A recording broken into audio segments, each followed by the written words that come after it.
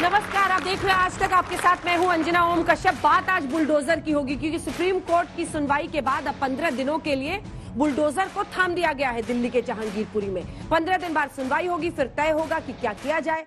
Court ये तय करेगा। लेकिन दूसरी तरफ इस पर सियासत जबरदस्त हो रही है। बीजेपी कहती है जो कुछ हुआ कानून के तहत हुआ, विपक्ष कहता है खास तबके को टारगेट कर रहे हैं। आज हम यही चर्चा करेंगे कि क्या ये बुलडोजर छाप पॉलिटिक्स या फिर इंसाफ हम देख रहे हैं। इसी पर हम चर्चा करेंगे। लेकिन इसके साथ ये भी याद रखिए, चाहे वो 1 अप्रैल को हिंदू नववर्ष हो, 10 अप्रैल को उसके बाद हिंदू फेस्टिवल हो, उसके बाद 16 अप्रैल को हो, जब हमने देखा कि रामनवमी के बाद हनुमान जयंती पर पथराव किया गया। क्यों हर बार ऐसे त्योहारों पर पथराव की खबरें देश भर से आ रही हैं? इन सब पर चर्चा करेंगे। हम आपको सुनाएंगे क्या कहा इस पर नेताओं ने भी। लेकिन तालियों के साथ आप सभी का स्वागत। यहाँ पर न सिर्फ मीडिया से जुड़े हुए बल्कि लॉ से जुड़े हुए छात्र भी हैं। डॉक्टर समृत पात्रा, राष्ट्रीय प्रवक्ता बीजेपी के, तालियों के साथ स्वागत कीजिए। मुकेश शर्मा जी, प्रवक्ता कांग्रेस पार्टी के, तालियों के साथ स्वागत कीजिए। माधव आनंद जी, जेडीयू के नेता हैं, तालियों के साथ स्वागत कीजिए। विवेक श्रीवास्तव लेफ्ट नेता के तौर पर यहां पक्ष रखेंगे। सूरज पाल अमू साहब जो कि प्रेसिडेंट है करनी सेना के, वो हमारे साथ चर्चा में जुड़ रहे हैं। देखिए ये रिपोर्ट।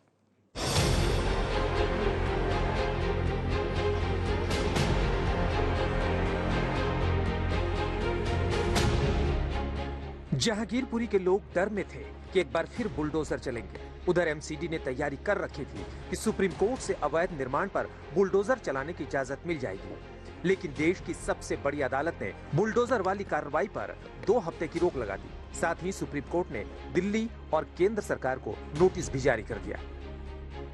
ऑर्डर हुआ और उस ऑर्डर में ये कहा गया है कि आप वहां पर उस मौके पर स्टेटस को मेंटेन रखें, कोई डेमोलिशन नहीं होगा 2 हफ्ते तक। और उसमें जवाब आएगा अलग अलग पार्टीज का। जो हमारी पिटीशन है उसमें भी हम एडिशनल एफिडेविट फाइल करेंगे।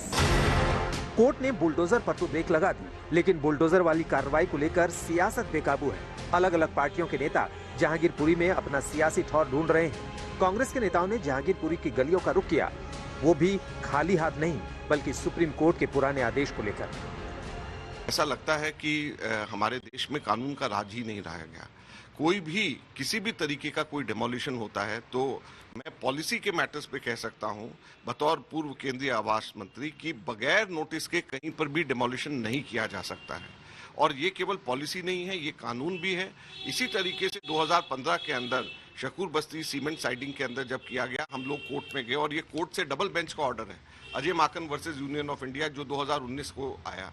और उसके अंदर बड़ा स्पष्ट शहर के अंदर अधिकार गरीब लोगों का है उसके लिए कहा गया है। और ये कहा गया है कि उनको शेल्टर का उनका अधिकार है, उनको अपने छत का अधिकार है गरीब लोगों का।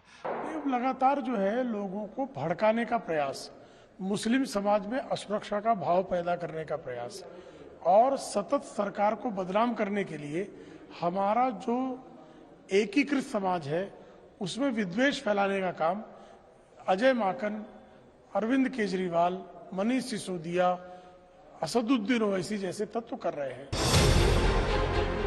कांग्रेस नेताओं के बाद आम आदमी पार्टी के विधायकों ने जहांगीरपुरी का रुख किया और बीजेपी पर निशाना साध लिया। जिस तरह से कुछ नफरती कीड़ों ने हमारे यहाँ के सामाजिक सद्भावना को खत्म करने की कोशिश कर रहे हैं। रोज हमारे लोगों को फोन पे बात हो रही है, रोज हम उनसे कह रहे हैं। उनका ये कहना था कि एक बार हम आपस में मिलकर भी बात करना चाहते हैं।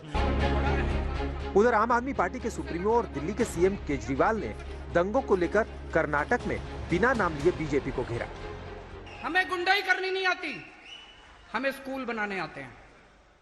हमें लफंगाई करनी नहीं आती, हमें दंगे करने नहीं आते। पूरे देश में दंगे हो रहे हैं। कौन करा रहा है ये दंगे? कौन सी पार्टी दंगे करा रही है?